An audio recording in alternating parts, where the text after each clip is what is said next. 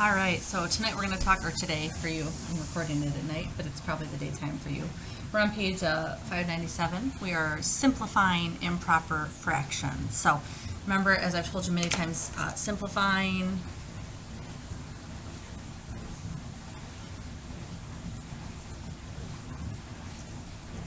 reducing, they are synonyms. They mean the same thing, okay? Doing the same thing. We're just calling it simplifying now. So if you look at that picture on page 598, there are two pizza boxes there. So there was a party, and after the party, they had some pizza left over. Each box had 3/4 of a pizza left. And so our question is, how much pizza did they have left over? Well, we can figure that out. Zoom in just a little bit. There we go. That's better. We can figure that out by adding our two fractions together. Remember, when we add fractions, the denominator stays the same. 3 plus 3 is 6. And so we had 6/4 of a pizza left over. So we can take 6/4, and it is an improper fraction. So we want to start by making it into a mixed number. So I am going to take the numerator and divide it by the denominator. Okay. And then 4 fits into 6 one time. And then we're going to subtract. And so we end up with 1 2/4 for our mixed number. Because remember, when we are, actually I'm going to scribble that out right there. I'm going to write it somewhere else, okay? Because what I want you to remember is that when you are taking an improper fraction and making it into a mixed number, the answer up here is going to be your whole number.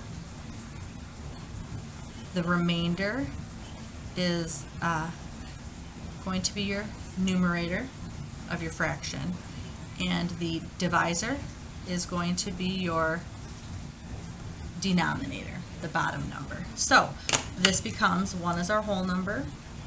So our 6/4 is equal to 1 2/4. Like that. Okay. And then we can go ahead and we can simplify 2/4 down. If you look at the picture at the bottom of the page, they have a drawing of the pizzas, and you can see from that drawing that the one pizza on the left has 6/4, but then if they drew it without all the cuts through it, it makes 1.5 pizzas. And so we could find that by taking the fraction and simplifying just the fraction. The whole number is going to stay the same. The whole number is never going to change, but we can simplify the fraction. Okay, so we have the whole number 1 still. 2 divided by 2 is 1. 4 divided by 2 is 2, and so it's 1 1/2 in simplest form. So let's do example 1 together. All right. It says write 8/6 as a mixed number in lowest terms. So we are going to simplify 8/6. So our first step is to take that improper fraction and make it into a mixed number. So numerator divided by denominator. And then 6 will fit into 8 once. The remainder of 2. So again, whole number. Numerator. Denominator. So you get 1 2/6. And then what can we divide both 2 and 6 by? By 2. They're both even numbers, so they can both be divided by 2. And so that 1 is going to stay there. 2 divided by 2 is 1. 6 divided by 2 is 3. And so our answer is 1 1/3. All right, I would like you to go ahead and pause the video now, and I want you to do lesson practice A and C. And then restart the video to check your work. Lesson practice A, and then lesson practice C. All right, so for lesson practice A, we had 6/4. So again, we're going to take this improper fraction and make it into a mixed number. So I'm going to do numerator divided by denominator. 4 fits into 6 once.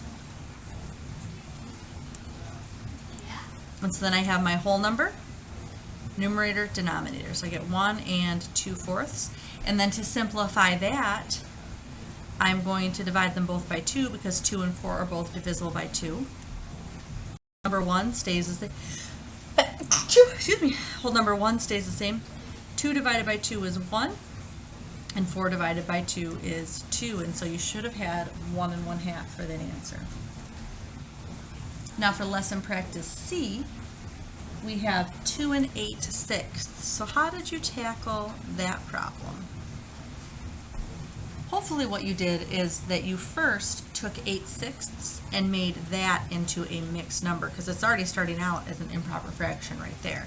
So 6 fits into 8 once, and then I subtract, and so we get whole number of 1, numerator of 2, denominator of 6, but that's not our answer, because remember it was not just 8/6, it was 2 8/6, so we actually have to take that and change it into 3 2/6, because we have that 1 here, but we've got to add on the 2 that was over here to start with.